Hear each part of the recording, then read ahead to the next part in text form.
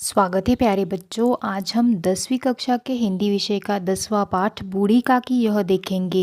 इस पाठ के लेखक का नाम है प्रेमचंद। इनका जन्म 1880 लम्ही उत्तर प्रदेश में हुआ और मृत्यु 1937 वाराणसी उत्तर प्रदेश में हुई। प्रेमचंद आधुनिक हिंदी कहानी के पितामह माने जाते हैं। उनका असली नाम धनपत राय था। 1898 में मैट्रिक की परीक्षा उत्तीर्ण करने के बाद वे एक स्थानीय विद्यालय में नियुक्त हो गए। 1919 में बीए करने के बाद वे शिक्षा विभाग में इंस्पेक्टर के पद पर नियुक्त हुए। उन्होंने कहानी और उपन्यास की एक ऐसी परंपरा का विकास किया जिसने पूरी सदी के साहित्य का मार्गदर्शन किया। प्रेमचंद जी को कलम का सिपाही कहा जाता है।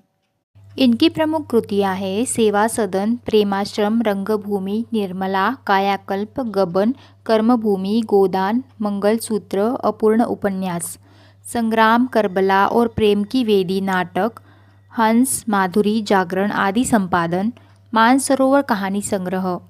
बच्चों, थोड़ा सा पाठ के बारे में जान लेते हैं।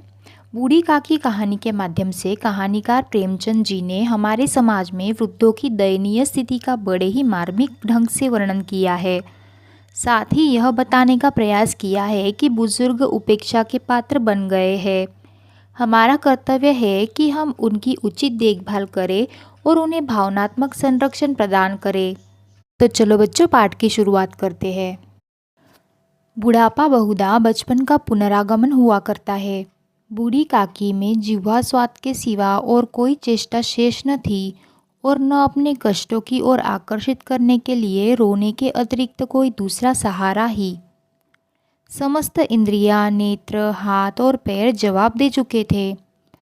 पृथ्वी पर पड़ी रहती और घरवाले कोई बात उनकी इच्छा के प्रतिकूल करते, भोजन का समय टल जाता या उसका परिमाण पूर्ण न होता अथवा बाजार से कोई वस्तु आती और न मिलती तो ये रोने लगती थी। उनका रोना सिसकना साधारण रोना न था, वे गला फाड़ फाड़ कर रोती थी। उनके पतिदेव को स्वर्ग सिधारे कालांतर हो चुका था। बेटे तरुण हो होकर चल बसे थे। अब एक भतीजे के सिवाय और कोई न था।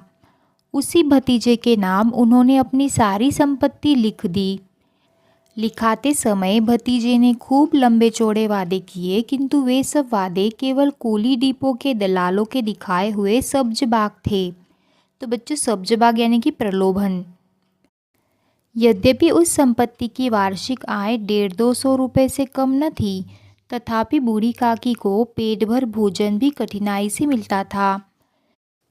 इसमें उनके भतीजे पंडित बुद्धिराम का अपराध था अथवा उनकी अर्धांगिनी श्रीमती रूपा का, इसका निर्णय करना सहज नहीं। बुद्धिराम स्वभाव के सज्जन थे, किंतु उसी समय तक जबकि उनके कोष पर कोई आँच न आए। रूपा स्वभाव से तीव्र थी सही, पर ईश्वर से डरती थी। अतएव बूढ़ी काकी को उसकी तीव्रता उतनी न खलती जितनी बुद्धिराम की भलमनसाहत। तो बच्चों, भलमनसाहत का अर्थ होता है सज्जनता या शराफत। बुद्धिराम को कभी कभी अपने अत्याचार का खेद होता था। विचारते कि इसी संपत्ति के कारण मैं इस समय भला मानुष बना बैठा हूँ। लड़कों को बुढ़ों से स्वाभाविक विद्वेष होता ही है, और फिर जब माता पिता का यह रंग देखते तो वे बूढ़ी काकी को और सताया करते। कोई चुटकी काटकर भागता, कोई उन पर पानी की कुल्ली कर देता। काकी चीख मारकर रोती। हाँ, काकी क्रोधातुर होकर बच्चों को गालियाँ देने लगती तो रूपा घटनास्थल पर आ पहुँचती। इस भय से काकी अपनी जिह्वा कृपाण का कदाचित ही प्रयोग करती थी। संपूर्ण परिवार में यदि काकी से किसी को अनुराग था तो वह बुद्धिराम की छोटी लड़की लाडली थी।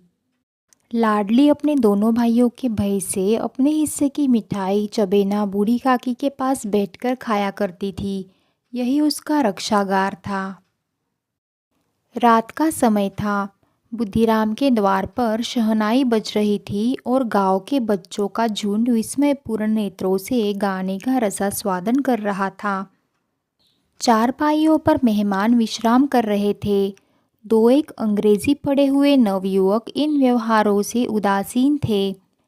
वे इस गवार मंडली में बोलना अथवा सम्मिलित होना अपनी प्रतिष्ठा के प्रतिकूल समझते थे। आज बुद्धिराम के बड़े लड़के मुखराम का तिलक आया था। यह उसी का उत्सव था। घर के भीतर स्त्रियां गा रही थी और रूपा मेहमानों के लिए भोजन के प्रबंध में व्यस्त थी। भट्टियों पर कड़ाह चढ़ रहे थे। एक में पुड़िया कचौड़ियाँ निकल रही थी, दूसरे में अन्य पकवान बन रहे थे। एक बड़े हंडे में मसालेदार तरकारी पक रही थी। घी और मसाले की क्षुधावर्तक सुगंध चारों ओर फैली हुई थी। बूढ़ी काकी अपनी कोठरी में शोकमय विचार की भांति बैठी हुई थी। यह स्वाद मिश्रित सुगंध उन्हें बेचैन कर रही थी। आह, कैसी सुगंध है! अब मुझे कौन पूछता है? जब रोटियों ही के लाले पड़े हैं तब ऐसे भाग्य कहा कि भरपूर पुड़िया मिले।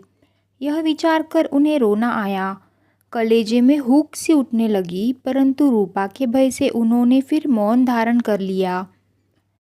फूल हम घर में सूंघ सकते हैं, परंतु वाटिका में कुछ और बात होती है। इस प्रकार निर्णय करके बूढ़ी काकी हाथों के बल सरकती हुई बड़ी कठिनाई में चौखट से उतरी और धीरे धीरे रेंगती हुई कड़ाह के पास आ बैठी। रूपा उस समय कार्यभार में उद्विग्न हो रही थी। कभी इस कोठे में जाती, कभी उस कोठे में, कभी कड़ाह के पास आती, कभी भंडार में जाती। किसी ने बाहर से आकर कहा, महाराज ठंडाई मांग रहे हैं। ठंडाई देने लगी। आदमी ने आकर पूछा, अभी भोजन तैयार होने में कितना विलंब है? जरा ढोल मंजीरा उतार दो। बेचारी अकेली स्त्री दौड़ते दौड़ते व्याकुल हो रही थी। झुंझलाती थी, कूदती थी, परंतु क्रोध प्रकट करने का अवसर न पाती थी। भय होता कहीं पड़ोसी ने यह न कहने लगे कि इतने में उबल पड़ी। प्यास से स्वयं कंठ सूख रहा था। गर्मी के मारे फूंकी जाती थी, परंतु इतना अवकाश भी नहीं था कि जरा पानी पी ले अथवा पंखा लेकर झले। यह भी खटका था कि जरा आँख हटी और चीज़ों की लूट मची। इस अवस्था में उसने बूढ़ी काकी को कड़ाह के पास बैठा देखा तो जल गई। क्रोध न रुक सका। वह बूढ़ी काकी पर झपटी और उन्हें दोनों हाथों से झटक कर बोली, ऐसे पेट में आग लगी। कोठरी में बैठते हुए क्या दम घुटता था? अभी मेहमानों ने नहीं खाया, भगवान को भोग नहीं लगा, तब तक धैर्य न हो सका। आकर छाती पर सवार हो गई।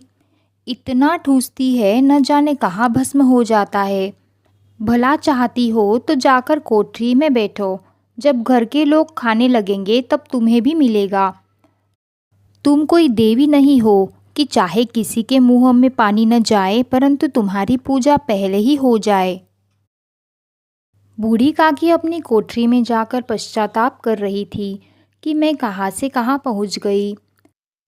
उन्हें रूपा पर क्रोध नहीं था, अपनी जल्दबाजी पर दुख था। सच ही तो है, जब तक मेहमान लोग भोजन न कर चुकेंगे घर वाले कैसे खाएंगे? मुझसे इतनी देर भी न रहा गया। सबके सामने पानी उतर गया। अब जब तक कोई बुलाने न आएगा नहीं जाऊंगी। मन ही मन इसी प्रकार का विचार कर वह बुलाने की प्रतीक्षा करने लगी। उन्हें एक एक पल एक एक युग के समान मालूम होता था। धीरे धीरे एक गीत गुनगुनाने लगी। उन्हें मालूम हुआ कि मुझे गाते देर हो गई।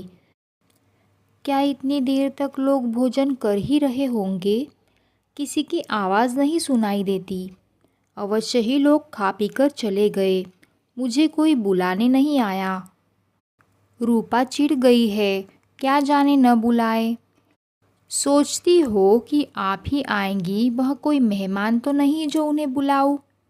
बूढ़ी काकी चलने के लिए तैयार हुई। यह विश्वास कि 1 मिनट में पुड़िया और मसालेदार तरकारियाँ सामने आएंगी उनकी स्वादेंद्रियों को गुदगुदाने लगा। उन्होंने मन में तरह तरह के मंसूबे बांधे।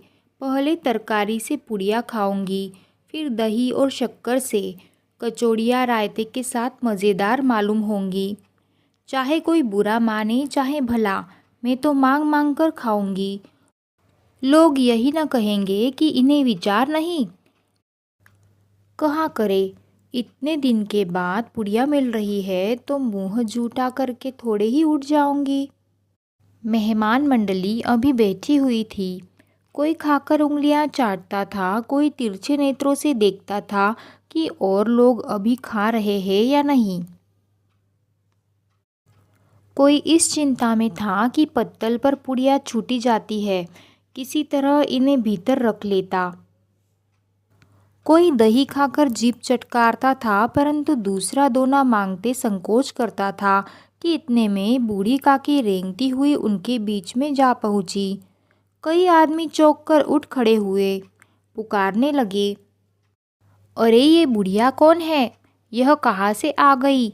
देखो किसी को छू न दे। पंडित बुद्धिराम काकी को देखते ही क्रोध से तिलमिला गए। पुड़ियों का थाल लिए खड़े थे। थाल को जमीन पर पटक दिया और जिस प्रकार निर्दयी महाजन अपने किसी बेईमान और भगोड़े कर्जदार को देखते ही झपटकर उसका टेटुआ पकड़ लेता है, उसी तरह लपक उन्हें अंधेरी कोठरी में धम से पटक दिया। आशा रूपी वाटिका लू के एक झोंके में नष्ट विनष्ट हो गई। मेहमानों ने भोजन किया, घरवालों ने भोजन किया, परंतु बूढ़ी काकी को किसी ने न पूछा। बुद्धिराम और रूपा दोनों ही बूढ़ी काकी को उनकी निर्लज्जता के लिए दंड देने का निश्चय कर चुके थे। उनके बुढ़ापे पर, दीनता पर, हतज्ञान पर किसी को करुणा न आई थी। अकेली लाडली उनके लिए कूद रही थी। लाडली को काकी से अत्यंत प्रेम था। बेचारी भोली लड़की थी। बाल विनोद और चंचलता की उसमें गंध तक न थी। दोनों बार जब उसके माता पिता ने काकी को निर्दयता से घसीटा तो लाडली का हृदय ऐंठ कर रह गया। वह झुंझला रही थी कि यह लोग काकी को क्यों बहुत सी पुड़िया नहीं दे देते।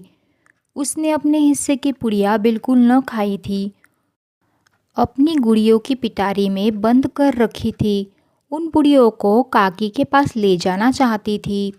उसका हृदय अधीर हो रहा था। बूढ़ी काकी मेरी बात सुनते ही उठ बैठेंगी, पुड़िया देखकर कैसी प्रसन्न होंगी, मुझे खूब प्यार करेंगी। रात के 11 बज गए थे। रूपा आंगन में पड़ी सो रही थी। लाडली की आंखों में नींद न आती थी। काकी को पुड़िया खिलाने की खुशी उसे सोने न देती थी। उसने पुड़ियों की पिटारी सामने ही रखी थी। जब विश्वास हो गया कि अम्मा सो रही है तो अपनी पिटारी उठाई और बूढ़ी काकी की कोठरी की ओर चली। सहसा कानों में आवाज़ आई, काकी उठो, मैं पुड़िया लाई हूँ। काकी ने लाडली की बोली पहचानी, चटपट उठ बैठी। दोनों हाथों से लाडली को टटोला और उसे गोद में बैठा लिया। लाडली ने पुड़िया निकाल कर दी। काकी ने पूछा, क्या तुम्हारी अम्मा ने दी है? लाडली ने कहा, नहीं, यह मेरे हिस्से की है। काकी पुड़ियों पर टूट पड़ी। 5 मिनट में पिटारी खाली हो गई। लाडली ने पूछा, काकी पेट भर गया? जैसे थोड़ी सी वर्षा ठंडक के स्थान पर और भी गर्मी पैदा कर देती है, उसी भांति इन थोड़ी पुड़ियों ने काकी की क्षुधा और इच्छा को और उत्तेजित कर दिया था। बोली, नहीं बेटी, जाकर अम्मा से और मांग लाओ। लाडली ने कहा, अम्मा सोती है, जगाऊंगी तो मारेंगी। काकी ने पिटारी को फिर टटोला। उसमें कुछ खुरचन गिरे थे। उन्हें निकालकर वे खा गई। बार बार होठ चाटती थी, चटकारे भरती थी। हृदय महसूस रहा था कि और पुड़िया कैसे पाऊँ। संतोष सेतु जब टूट जाता है तब इच्छा का बहाव अपरिमित हो जाता है। मतवालों को मद का स्मरण करना उन्हें मदान्ध बनाता है। काकी का अधीर मन इच्छा के प्रबल प्रवाह में बह गया। उचित और अनुचित का विचार जाता रहा। वे कुछ देर तक उस इच्छा को रोकती रही। सहसा लाडली से बोली, मेरा हाथ पकड़कर वहाँ ले चलो जहाँ मेहमानों ने बैठकर भोजन किया है। लाडली उनका अभिप्राय समझ न सकी। उसने काकी का हाथ पकड़ा और ले जाकर झूठे पत्तलों के पास बैठा दिया। दीन क्षुधातुर हतज्ञान बुढ़िया पत्तलों से पूड़ियों के टुकड़े चुन चुन कर भक्षण करने लगी। ओह, दही कितना स्वादिष्ट था, कचौड़ियाँ कितनी सलोनी, खस्ता कितना सुकोमल। काकी बुद्धिहीन होते हुए भी इतना जानती थी कि मैं वह काम कर रही हूँ जो मुझे कदापि न करना चाहिए। मैं दूसरों की जूठी पत्तल चाट रही हूँ, परंतु बुढ़ापा तृष्णा रोग का अंतिम समय है, जब संपूर्ण इच्छाएं एक ही केंद्र पर आ लगती है। बूढ़ी काकी में यह केंद्र उनकी स्वादेंद्रिया थी। ठीक उसी समय रूपा की आंखें खुली। उसे मालूम हुआ कि लाडली मेरे पास नहीं है। वह चौकी चारपाई के इधर उधर ताकने लगी कि कहीं नीचे तो नहीं गिर पड़ी। उसे वहाँ न पाकर वह उठी तो क्या देखती है कि लाडली जूठे पत्तलों के पास चुपचाप खड़ी है और बूढ़ी काकी पत्तलों पर से पुड़ियों के टुकड़े उठाकर खा रही है।